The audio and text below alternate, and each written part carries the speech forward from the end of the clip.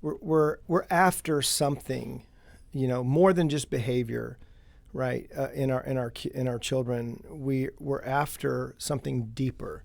Mm-hmm. And I think I never knew this. I never heard this. My kids were well in their teens before I started to really embrace this idea. Mm-hmm. Because you can get somebody's behavior, but you may not get their love. Mm-hmm. You can serve somebody and not be in love with them. Yeah, I parented my son Stephen for behavior for years. Yeah. And then I realized what I should be parenting is his character. Yeah. And the development of who God made him to be. There's our passage, right?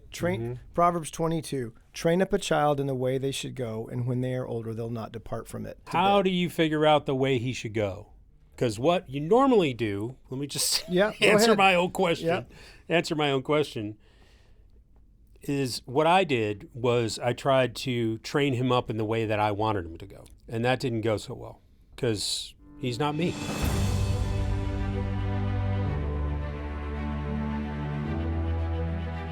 With God, there is always more. More love, more life, more freedom.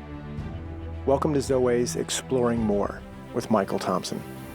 C.S. Lewis once wrote, "Our Heavenly Father has provided many delightful inns for us along our journey, but He takes great care to see that we do not mistake any of them for home."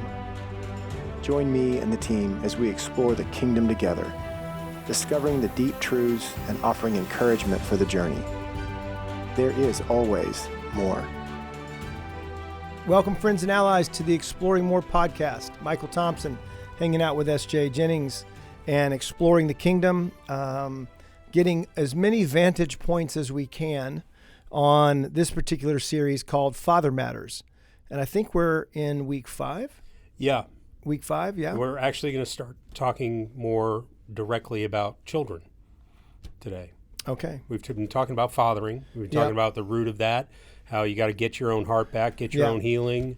What does it mean to be fathered? How have we been fathered? Yeah. And today we're going to talk a little bit about our kids. And yeah, we've mentioned them. Yeah, I was going to say last week was much about your presence and how, or maybe that's 2 weeks ago, how your presence is critical. I just want to hit a couple things, SJ, that are just kind of give some shape to this. And if you've been listening to the series, awesome. And if you're jumping on, that's awesome. And this idea that, and you touched on it a second, about as fathers, right, we're being fathered.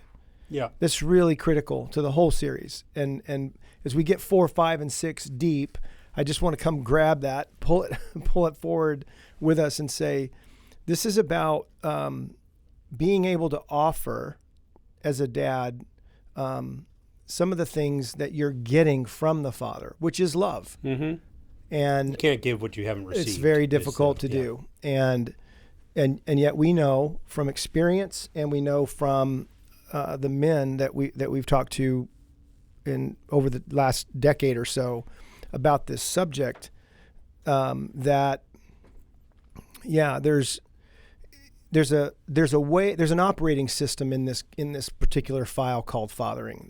There's a way that you're going to do it, and there's an irony to that way as it's connected to how you were fathered. Mm-hmm. And so we want to complete the triangle and say, so whatever you did or didn't get there missionally to father well, you want to be fathered well. Mm-hmm.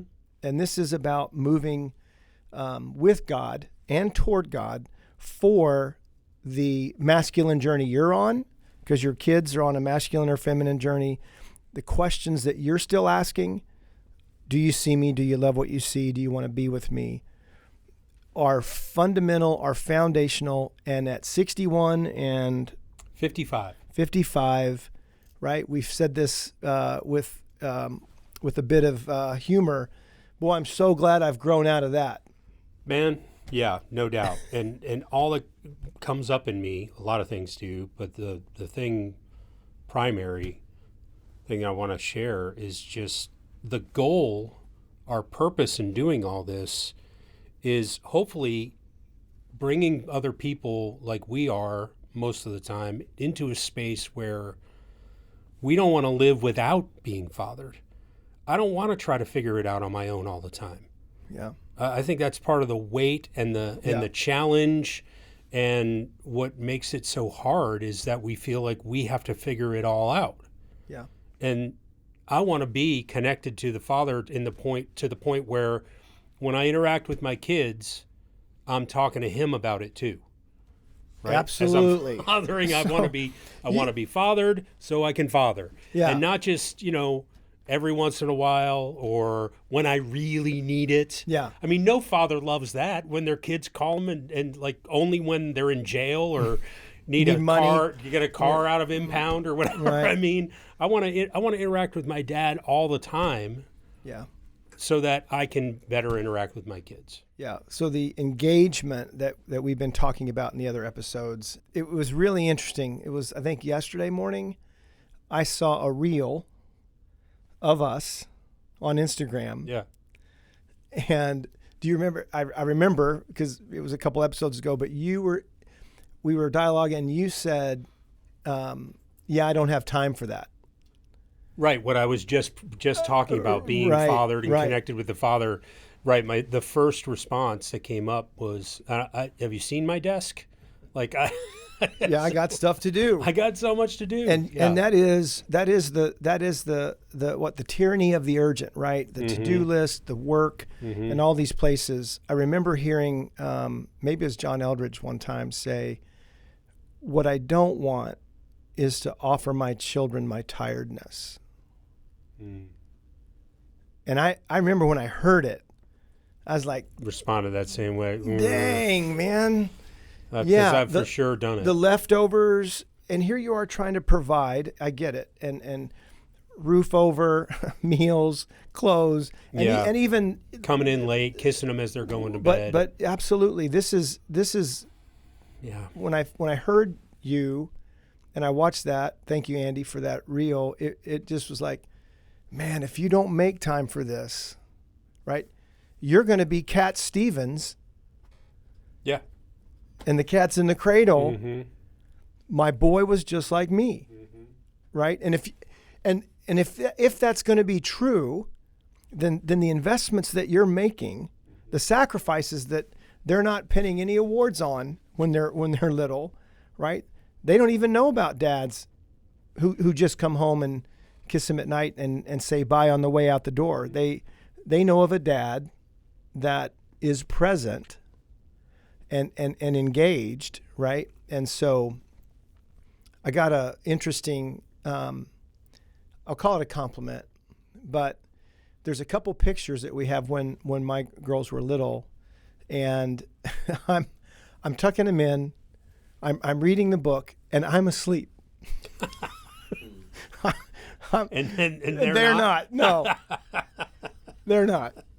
Right. Oh, I was man. trying. I was present. Right. Yeah. I was tired, but it was so funny. I remember some of those books, and they couldn't read, but they knew when I skipped a page. Oh yeah. They knew when I skipped a line, and it was a game sometimes that we would play, but that's present, right? And I'm going to take a bronze medal for some of those falling asleep, like they were literally tucking me in, is what it seemed like for sleep. Nonetheless, I just, this is a place that so many men want to do well, and it's going to require something of you. It's going to require, and like I said, the honor, the medals, the trophies, they don't come when they're 3, 5, and 7. It comes in the stories that they might tell when they're 23, 27, 35, and they are really reflecting on what they got, how that went. So it matters. It just so matters. Yeah. And today, as we turn into this particular script, I wonder how many dads could describe what we're going to talk about in what is their son or daughter's glory. Right? And we get this concept from our good friend Gary Barkalow, who helped us 20 years ago see as image bearers, right? God has certain qualities, right? And he, as image bearers, there's something in the Trinity DNA that's transferable. Yeah. And so we have, creative. We have compassionate. We have intentionality. We have presence. We have things that we can associate with God, which is a whole other subject, by the way. Time out. Whole other subject about how do you see God? If you're afraid of God, right, or you were taught to fear God, or taught that He was distant, right? Those are some things that are going to make it very difficult for you to be fathered. Yeah, I couldn't always say I want to be fathered by my, right, heavenly Father all the time. I couldn't Jesus, say that. Jesus, I'm good with, but the Father. Yeah, He's more my bro than my. Yeah, the Father's kind of a father, a warden, a principal. Yeah, these the angry God, that kind of stuff. So that's going to be all part of this exploration, for our friends, and continues to be for us. How do I see Him? And am I able to receive love from Him? Yeah. Am I able to have my questions answered by Him, even at, this king stage that we're in, and yet we're still fathers. We're still fathering, and not just our own kids. There's even in the brotherhood, right?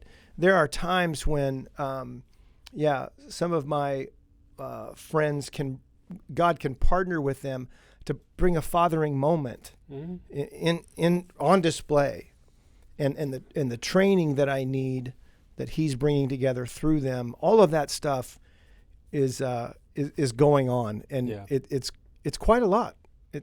There's quite a lot going on. So that is an understatement. Yes. So I just, as we take our seats and as we buckle in, and Andy says go, I think about this particular series during the week, or I look at different things, or things find me. I just get very hopeful that the men that are listening would trust us, would believe us, would take us up on this thing. And yes, there's some chapters in King Me about this, Heart of a Warrior too, that before you can fight for their hearts, you got to fight for yours. Yeah. You have to become the beloved son. And as you do, now you know what belovedness is, and you can impart that. Yeah. You can invite that. That's exactly what I was thinking about, and we'll take our break and then really jump in. But as you were talking about training up a child in the way they should go, you got to know their glory. Their glory. Do you know yours? Yeah. What's yours? And it's a fun exploration, to find this goodness. Yeah. That has been entrusted, not just to you, but is you. Yeah. And the world has done its number, right back on the map. The world, the enemy, the false self is doing their number to cloak it, diminish it, even try to just take it out of the story. So very, very, very powerful things and significant things afoot as we look at Father Matters. So we'll be right back on the Exploring More podcast with Father Matters. Hey, we heard from some of you listeners that you were tired of hearing Shane's story. I never get tired of hearing that. I know, story. It's a great the story. Flashlight, We love the Shane. Pelican flashlight. But man, it's so good. But I think some of our regular listeners might be able to recite that one. So we just wanted to give you a heads up about an event coming up in April called the Heart of a Warrior Encounter, April 16th through the 19th, Rockbridge Young Life Camp in Goshen, Virginia. If you want more information, go to zoe.org/events. Yeah. There's only 400 seats, and we're already a quarter of the way sold. Yeah, it's filling up, and I would just add that it was a series of events, but a significant event like this conference retreat that changed the trajectory of my life. And the couple of men that I went with, friends of mine, are still friends of mine that 20, 25 years later we're still exploring, we're still journeying. And I find that it's not, I wouldn't have known it at the time, I needed it, but I don't know how else to describe it. I didn't know how badly I needed it. Yeah, I did not know. It's like, I remember, man, going to the doctor because my shoulder was bothering me, and she told me, Yeah. what are you doing to manage the pain? And I'm like, I don't know, taking 6 or 8 ibuprofens a day. And she's like, you're not supposed to live in constant pain. Right. You're not supposed to live with some of the things Yeah. that we carry around. Yeah. And, time away, we call it an encounter because it's an encounter with God. That's what we're trying to set up. That's what's really most important about it, is your time that you have unplugged, hopefully, from some day-to-day things, so that you can get plugged into the Father. And we just kind of set the table. Yep. I remember the term sharpening your axe. Mm-hmm.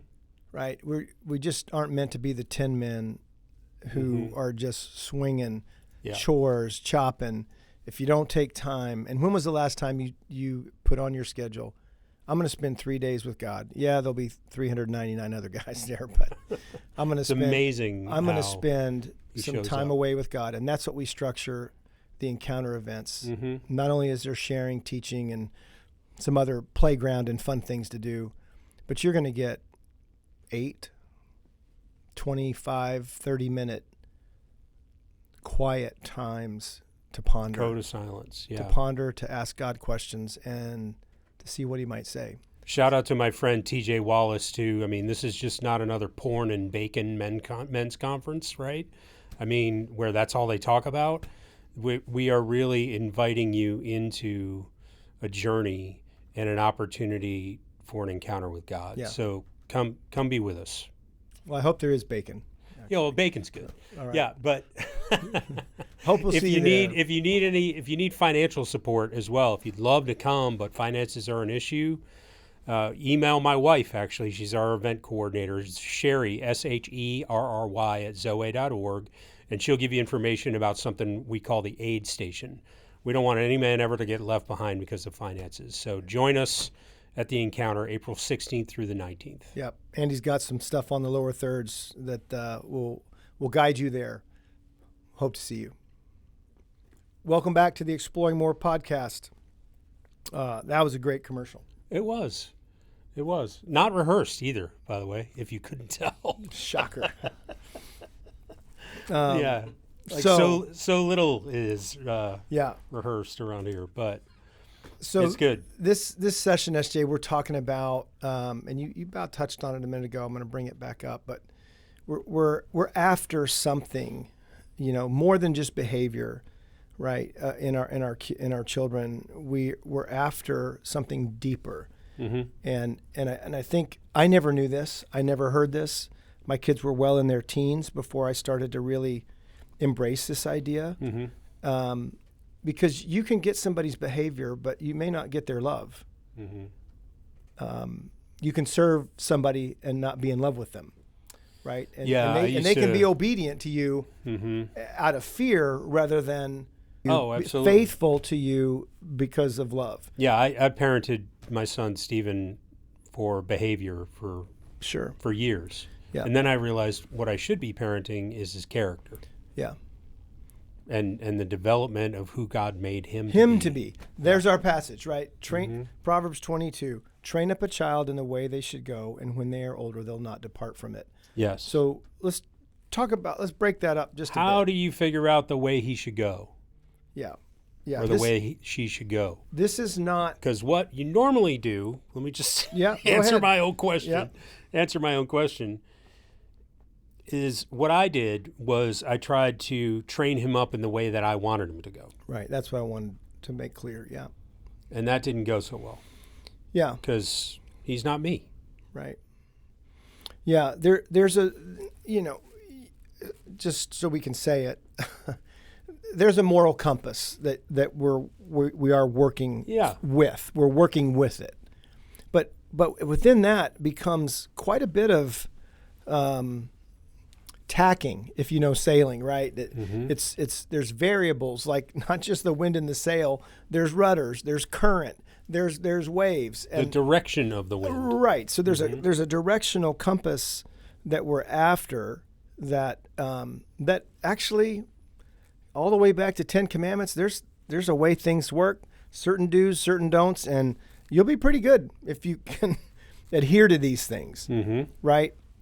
And yet, as we father, what is their unique bent? That's another passage. I think it's either the Living Bible or one of the newer translations says, oh no, it's the Amplified that actually says, in the way they should go, in their particular bent. So now as image bearers, you're looking at your son or daughter as also an image bearer. Yeah. And you're saying, God has given me this little one, right, to guide according to their particular unique way they bear God's image. Yeah. And if that doesn't overwhelm you a little bit, maybe you don't understand what we're saying. Yeah. You know, man. This is a significant and wonderful task, opportunity, responsibility, and privilege to train them up in a way that's according to their bent.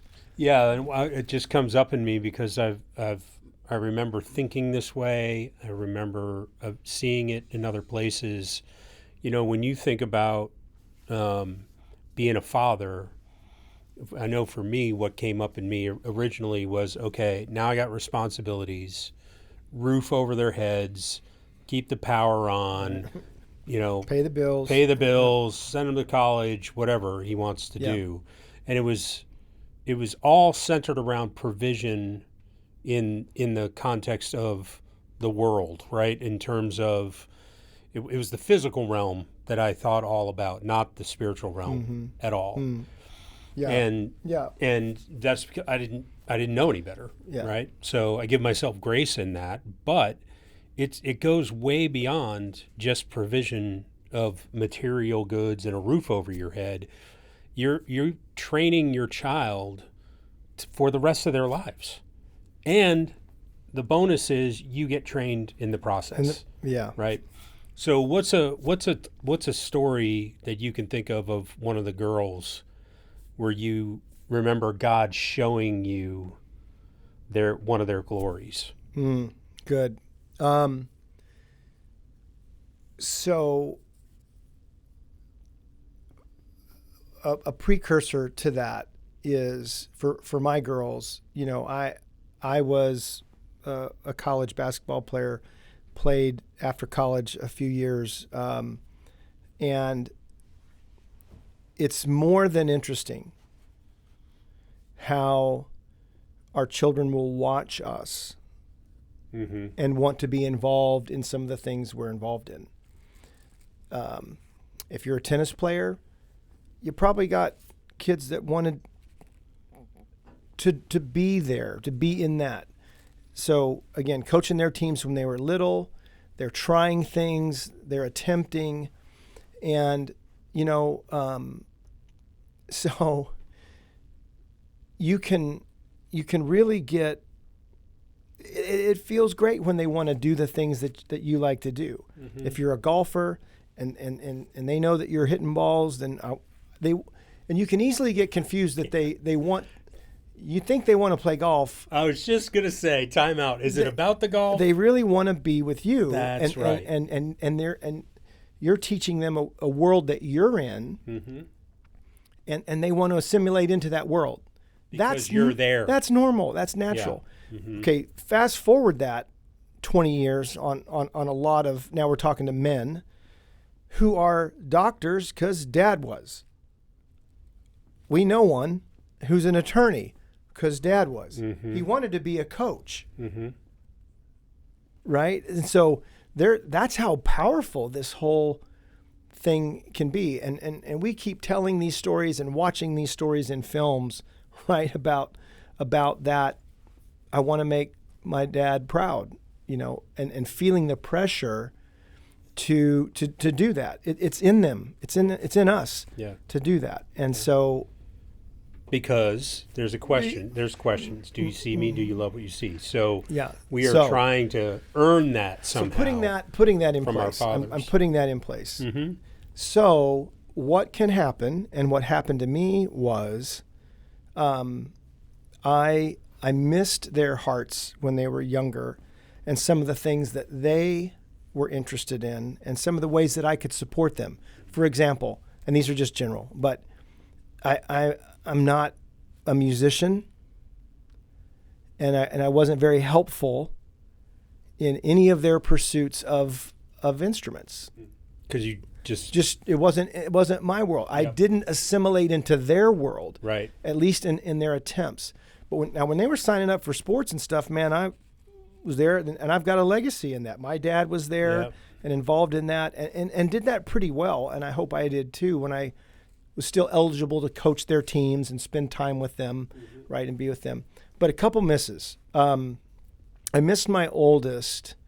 We had access to some friends who had horses, and we went to experience that, and I missed that she really wanted more of that, and just in general, or in general, I think even beyond me, like wanted to go and do grooming and learn all that.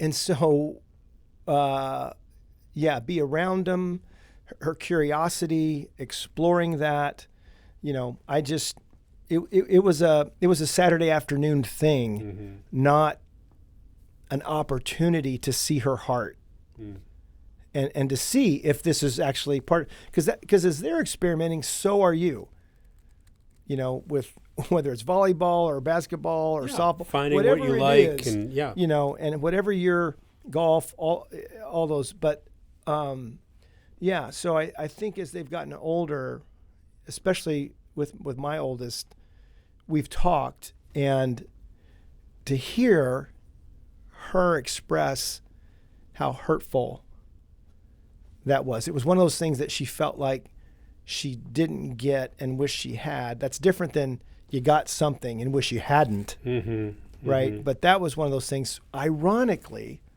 and you remember this, back in mid-20-teens, Zoe was given 5 horses. Yeah. Like, I don't know. Thought that'd I was be like, a great this idea. is cool. Okay. Yeah. And so I went to those same folks and said, hey, these folks want to donate these horses. Could they live here? We ride them, and you guys assimilate them into, some of the programs. It was a win-win, great deal. Well, we actually, my oldest is a teenager now. My youngest, we kind of unveiled these horses to her and another good friend of ours for them. So now my oldest is watching, and there's like, what the hell? Yeah. Yeah, exactly. I was missed, and you got 5 horses now, and not even talking to her about this one you can ride, or it was just a big miss. And so what do you do when you miss, right? We talked about amends and apologizing last week. That's just one of those. So now, literally, as a young adult in her late 20s, she started taking riding lessons. Right, to fulfill a desire that she had, and one that I missed, but one that I can now circle back. Send me videos, send me pictures. Can I engage in something that you are interested in, right, or that you love, or that you're enjoying, because I want to be with you in that. Right. Yeah, and that's. So there's these moments that you have as a dad that you engage with these things with your kids, and like you said earlier, you're kind of on a treasure hunt, because I love Gary refers to the glory in our lives as a vein of gold. We kind of have to dig for it, right? Yeah, right. And so you engage in these things, and there's going to be hits, and there's going to be misses. But you're digging around trying to find their glory and help them to see it in the things that you bring them to and engage them in. Yeah. So is that love of horses, and is it just horses for Ashley, or is it how is her glory manifested in that love, if it is? Because Yeah. it isn't always, Yeah. right? Yeah. Yeah.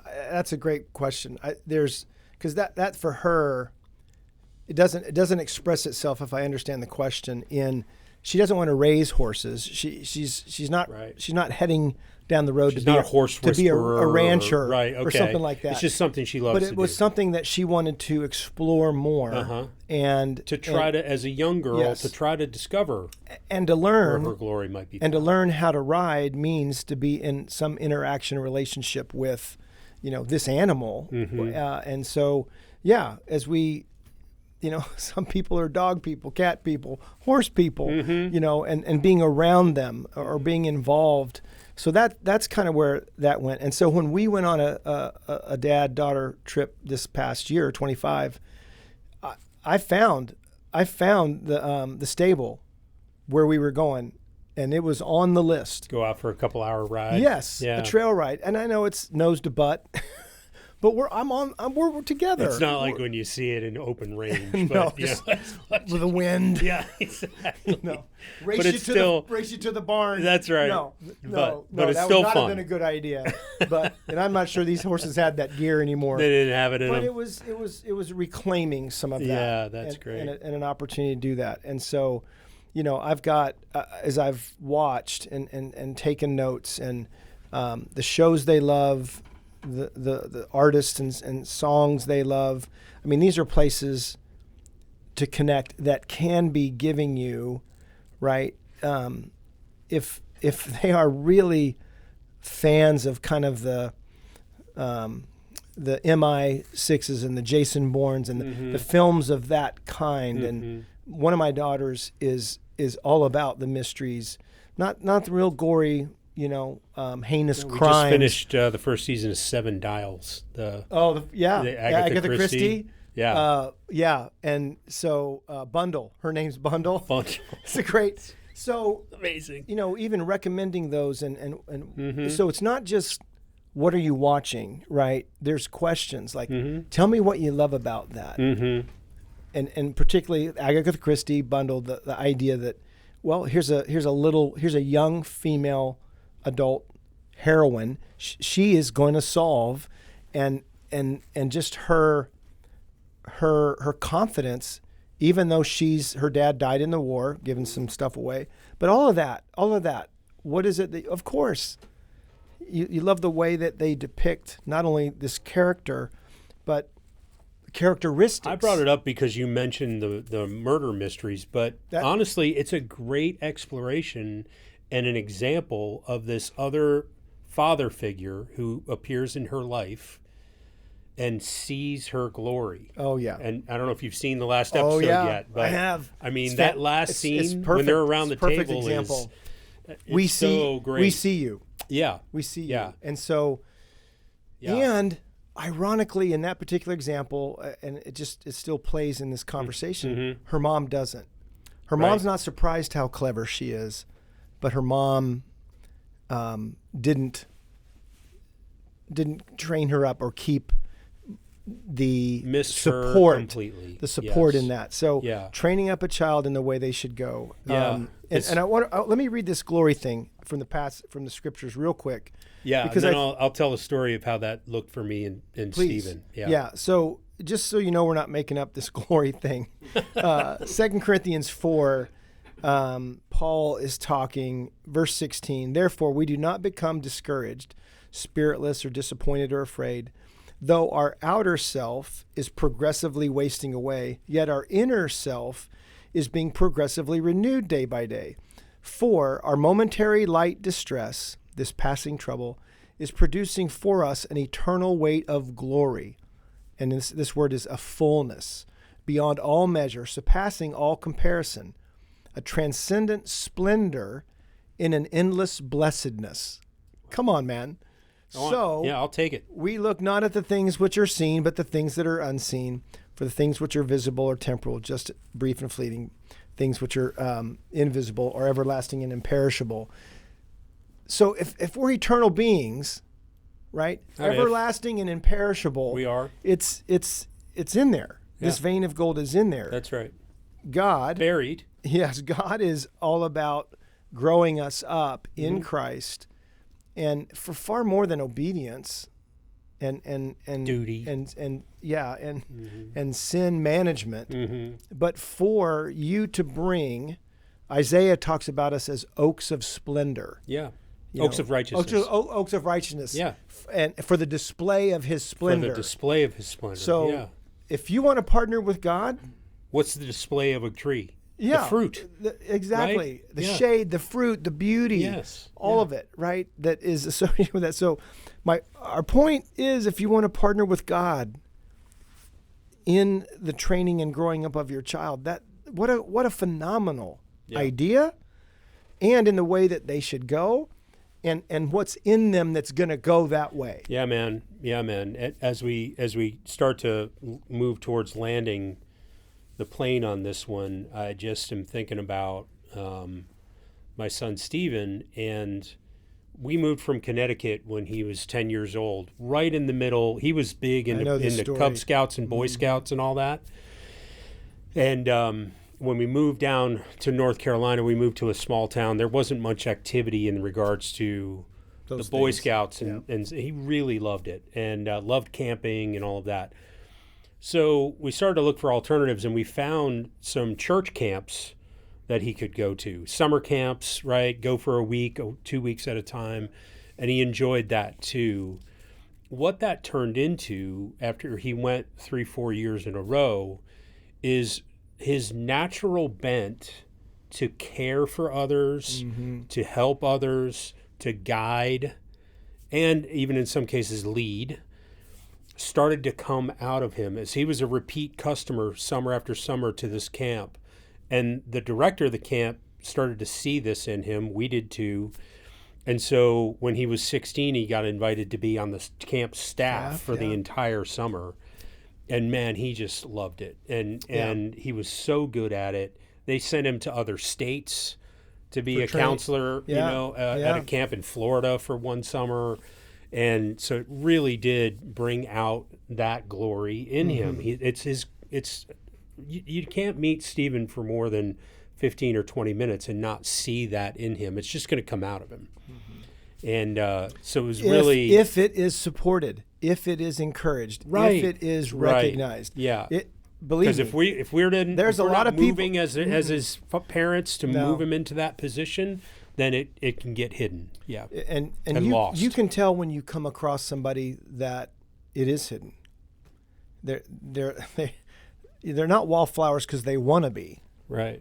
Right. And it also can demonstrate itself in an over the top way, just as it can in a hidden way. It's just a very fascinating whole subject and idea about. Well, when you introduce the false self into it, right? It's hijacked, right? It's hijacked in a way. So if your kids are in the same story, this is where we can land. If your kids are in the same story you are, which they are, then their glory is opposed. Yep. Like yours has been and is. And so that's another part of the missional role of a dad, is to see where and how that's happening. And you want to talk about protection and provision. You start to move into that space in the spiritual realm. You start to exercise your God-given role and authority in the ways in which you even can pray over your child and about your child. These are places that you can we talked about being an advocate. These are the ways to enter in to their story in absolutely significant and powerful ways. And it doesn't require raising your voice.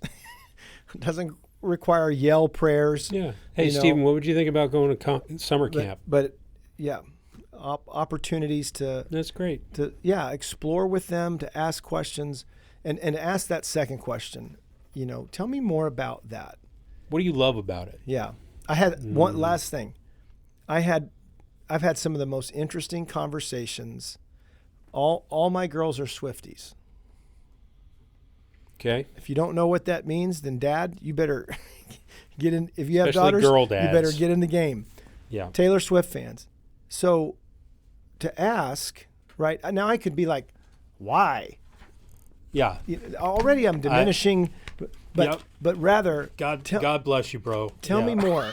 Tell me more about that. That's a great what example. What is it that you going you, into you an love area about, that you're not necessarily you don't have any interest in that, as far as I know, and not telling them what to think and feel and the opinions they have, but rather take in how they think, how they feel, and the opinions that they have. Questions. Oh, they got political positions. They've got religious positions. They've got. And this is not necessarily training them up in the way I want them to go. This is understanding why they see the world the way they do, why they feel about the way they do. If they're being rebellious, and I think some kids are most kids are just rebellious because they're kids, and especially in teenage years. Yeah. But they might be moving away from the way you do it or the way you want to do it because of the way that you're presenting the way you want them to do it. You have to rewind that to get all that. I get it. Yeah. Yeah. The beauty of what you're trying to say is I understood what I said. I think I did. This is weighty. There's some complexity. Yeah, for sure. But that's all the more reason for a dad, for us, to lean in, right? To move toward them, and try. And you can start younger. I wish I had. If you have young ones, begin. No, everything I'm talking about is from a position of recovering what I missed when I was younger. Oh, I get it. So, final thought. You can do this. I know Michael brought up the clip from when I said, man, I don't have time for that. And then you got to watch the whole clip because I can empathize, you know. Yeah. I feel the weight of my schedule even now. Yeah. And trying to fit time in for my kids, you know. So yeah. And we're walking in this all the time. So I can empathize with it, but I do want to just encourage you and say, listeners, you can do this. And I also I'm thinking about a few guys in particular, you know, that don't have their own kids. We've talked about it multiple times. You brought it up earlier. You can be fathering fatherly to absolutely. Kids who are not your own. And so moving around the cabin from that position, especially as you get into your later decades, you know, being an influence on the younger folks around you is very important. Lastly, I would say, I think that's all fantastic. And the more, what I want to wrap up with is, the less you can pursue control and the more that you can pursue understanding, the better this is going to go. That's great, man, because we're going to talk about that more in the next episode. Yeah. And I think of the times where I was able to listen, right? We've told these stories many times, but all of my kids have had the ability to misinterpret what's going on. You know, like, I don't like English. Well, they don't like the English teacher, and they don't like the way she makes them feel. Right. And so, but you'll miss them. You'll miss what's really going on. Well, if you just say, well, you're going to do it. Because I said so. Yeah. And if you want, not good. If you want to go to this place, or you want to go see her, you're going to go see that, you're going to get that homework versus, tell me more about that. And you still need to get them to do the assignments. But now you understand that coach, that teacher, that some of the other kids in that class, that's what's making this very, very difficult. And you might have a chance to move towards provision and protection in that way. And advocacy, like we talked about in episode 4, And so all of that matters when you are trying to train them up in the way they should go. There are things trying to do just the opposite in their world. Yeah, and training them up in the way they should go does not mean controlling the outcomes. Yeah, but rather supporting the journey that they're on. And whether it's even a rebellious. Do you know why? Well, they're just teenagers. Well, okay. if you want to take the shallow end. Yeah. There's some truth to that, There's, but it's not the whole reality truth. to that. I mean, and yet, what is it that is going on inside them, and the pressure to fit in, and to asking the junior high world, do you see me? Do you love what you see? Oof, it's a jungle. It's a tough idea. It's a very tough experiment. So how can you be close enough to catch them when they are falling, and can you see it happening? It's very tricky. Amen. and yet that's where I think we want to encourage dads to be. So Amen to that. amen. Thank you for being with us on the Exploring More podcast for the glory of your child's heart, whether they're 4 or 44, and stay in it, stay with it. We'll see you next time on the Exploring More podcast. We hope you have enjoyed this episode of Exploring More. The landing page for this podcast is zoe.org/podcast. That's ZOWEH.org/podcast, where you can find the show notes and various platforms to which we broadcast. You can also find us and the Life of More by visiting Zoe on YouVersion Bible app, Right Now Media, our Facebook page, and Zoe on Instagram and Twitter. Remember, with God there is always more, and you were made for more.